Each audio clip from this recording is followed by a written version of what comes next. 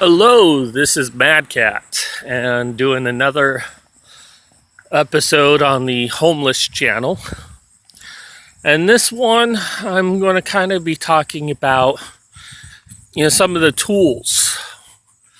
And I'm going to use that term rather loosely, just things that I'm going to do while I'm homeless. I want to first reply to Ohio Dan, and I'm thankful for Ohio Dan. I mean, he asks me some tough questions, which I appreciate. And he kind of joked that I didn't appreciate it. I was kind of on vacation a few days ago, and I didn't want to think about this stuff during that time, obviously. But no, I appreciate Ohio Dan. He's been a fan of mine. He donates to my Patreon. So if you ever see him on one of my comments, show him some love, give him a thumbs up, because, he makes doing these worthwhile. He's asked me, well, first he commented that the tent I chose was not ideal for winter on my Amazon wish list. The reason why I chose that tent was because it could be sent to these locker locations. Now, if I can get, which I'm not able to do right now, like a mailbox store address, like UPS will actually provide you an address and not a P.O. box. Shit, I have to tie my shoe. There we go. So if I can get that, maybe I can get a better tent. But, I had to choose what was... in the tents that they said that I could do it with were not that great. That was the best of the bunch that I could do. And no, it's not ideal for winter, but out of the ones that I could do is probably... Sure, now I have to tie my other shoe. I'll wait on that one. So that's the reason why it wasn't ideally a winter tent. But, the most important thing when you're homeless is you got to make the best with what you have. You've got to find ways to reinvent things to be able to work for you. So, and then he said on my last video, that if I'm going to be homeless for about 6 to 8 months, that I need to start thinking about the winter time. And he is right. I do. But I'm kind of hoping to save up for things because, that's going to be some dead weight right now. I do have a big jacket, and when I do my backpack episode of what I put into my backpack, you'll see that big coat that I have. And I have some other plans as well as dealing with that. As I've said on other videos, though, in Pennsylvania, snow is a little weird. It doesn't come when the winter comes. Now, it might snow before the year is out, but most likely not. This past winter, it didn't snow until February. And the year prior to that, I told that there was a big heat wave that came in and that it didn't really snow until I actually showed up there, which was the middle of January. Based on past experience, my own past experience, it seems to suggest that I probably won't encounter snow until next year. That doesn't mean it's not going to be really cold outside, just means that I have a stay of, I hate to use the term, but execution. So, tie my other shoe. So that's one thing I'm taking into consideration. So I have a heavy coat and I have a not so heavy coat, but still kind of a sweater. All right, so let me talk about that for a sec. I don't know how well you can see this given its light, but this is my sweater coat. You'll notice that I'm wearing it around my waist. And this is what I'm probably going to start doing when I start walking the streets, is I'm going to wear this around my waist. Mostly it's just to give myself more room in my backpack. I mean, it has long sleeves, I might as well tie it around my waist. It kind of makes me look dorky, kind of makes me look preppish. And it's not a look I really favor, but at the same time, it kind of makes me look a little less homeless, allows me to blend in more. Now, the benefit of being able to wear this on the outside, other than the chameleon effect it creates, is like right now there's an overcast. If it starts to rain, I can easily set down my bag, throw this on. It has a hood, and I can be protected from the rain. Marginally well. Pretty well. Depends on how hard the rain is, but, so that's one great thing about this. Another great thing about this is the pockets here. I must have looked strange to the car that's driving by. So I have two pockets on either side that are rather easy for me to access. I can put a bottle of water in there, so I'm not constantly holding it. I can put it in one of these two pockets or have two bottles of waters with me at all times. Or I can put bottle of water in one and tools in the other.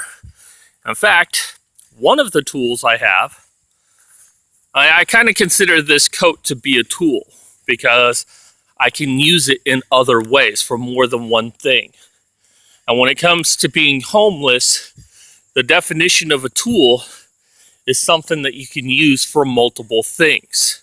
So don't think like hammer or screwdriver, think, items that are multi-use. So here's another tool, and I'm going to, I guess I can't flip the camera while I'm recording.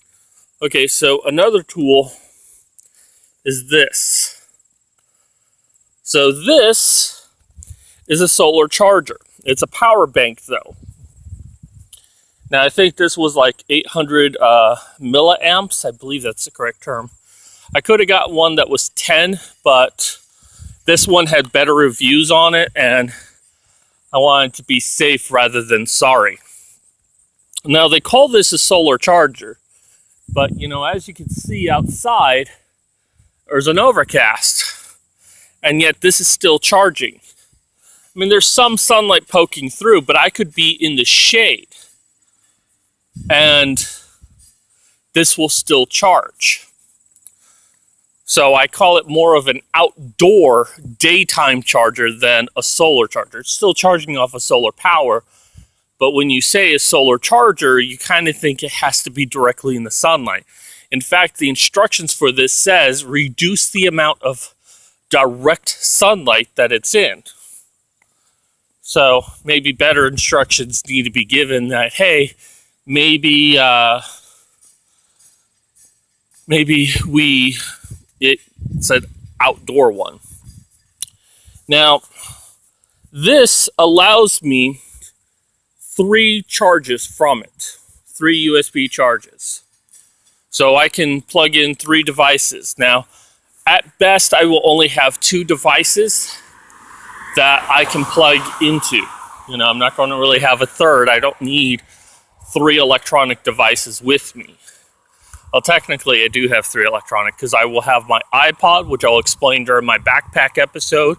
I will have this cell phone that gives me a GPS, but also allows me to record video. And my laptop. And technically this thing, but I don't really consider that in a category of electronic devices. Now, the only warning that I give with this here is that even though it can charge in the daylight, not to rely on it being able to charge in the daylight. If I were to leave this out all day long, even in the shade, or even in the direct sunlight, which I don't recommend doing, at best, it can recharge 25% over a day.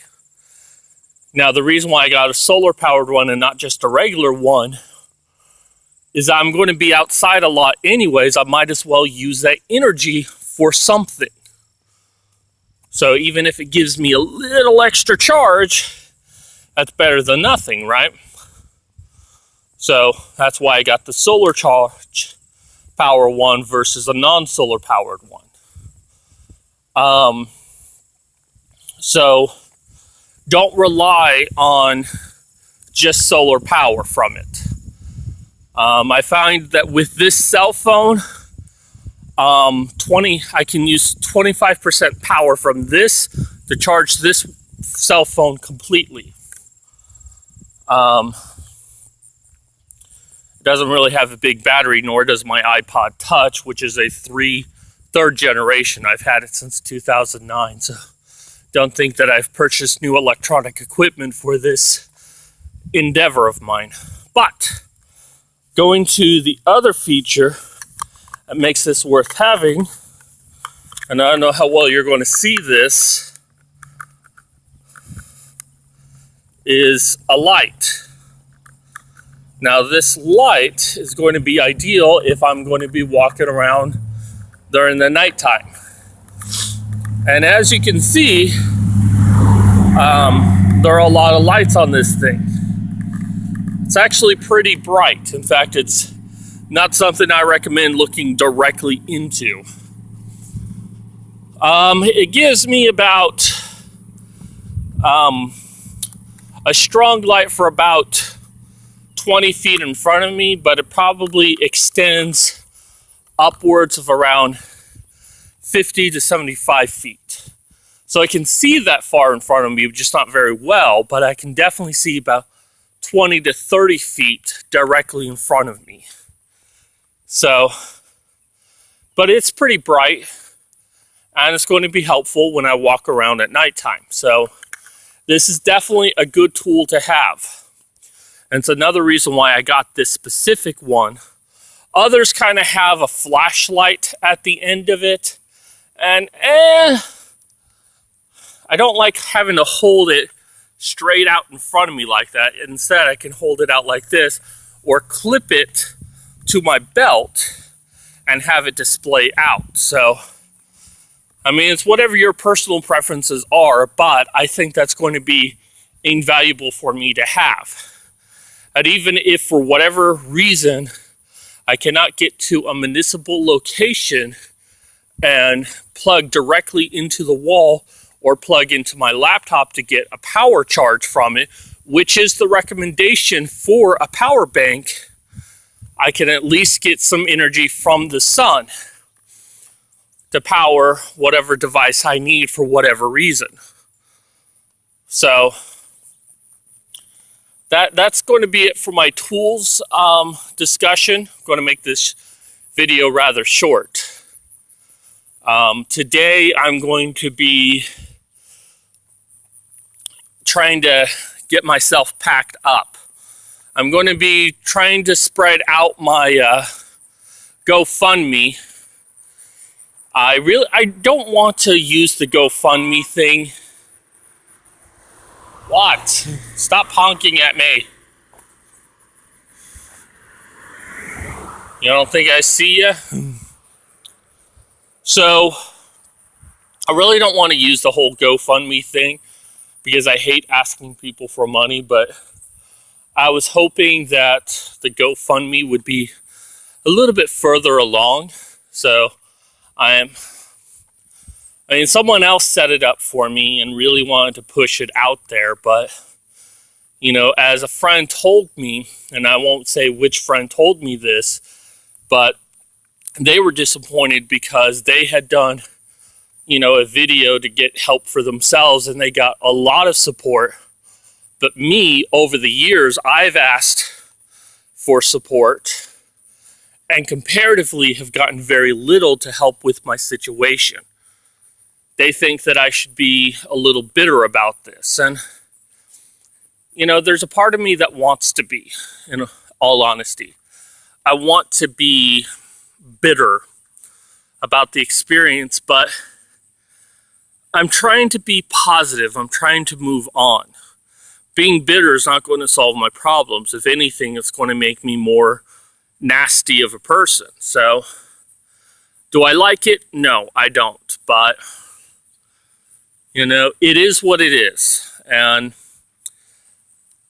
you know, if I had like $1,000 donated to me right now, I would just be like, you know what? That's enough for me to be homeless. If I had $2,000, I could get out of being homeless into a motel or something. You know, so I'm going to start pushing my GoFundMe a lot more.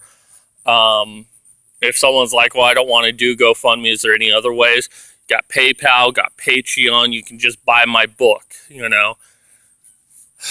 But I don't know, maybe over the long run, if I'm actually, and, you know, maybe people feel like, you know, maybe he's not actually being homeless. Maybe he's making a big deal out of nothing. Maybe he's lying about it. And I can understand that because there have been a lot of con artists who have used crowdfunding. This is not a scam. This is not a scheme. This is reality. This is really happening to me. So, while I'm being on the streets, I'm going to start pushing that a lot more. I'm going to push selling my book. And truthfully, I'd rather people just buy my book than to donate to me on GoFundMe. But of course, you can only buy my book once, which is $3. And I get $2 of that. And that's, while it's helpful, it's not really a whole lot of money unless I get a lot of people to buy it. If I can get like 1,000 people to buy my book, that's $2,000 I get right there. And that helps me out a lot. But if people want to donate more than that, definitely check out my GoFundMe, definitely check out my PayPal, definitely check out my Patreon. So all that information should be down below. If it's not, check out my About Me section on this channel. You will find all of that information there. Also, when you click on my channel, you'll see like the actual links there to some of my things. You can just click those there directly. Anywho, we're going to end this video short today. I'm going to do more videos about the tools that I have. I'm also going to be doing a video soon on my backpack and the things that I'm putting in my backpack. It's not going to be the ideal stuff I want in my backpack, but just what I have to start off with. Hopefully, as people purchase things from my wish list, or I have money and I can purchase things that I need, we can do more videos like that, and I can get the ideal things that I want. But certainly there are ways to expand what I already have in interesting ways to accommodate the obstacles that are coming for me. So anyways, thank you, Ohio Dan, once again. Please keep asking the questions because these are important questions to ask. Let me go ahead and flip the orient. Oh.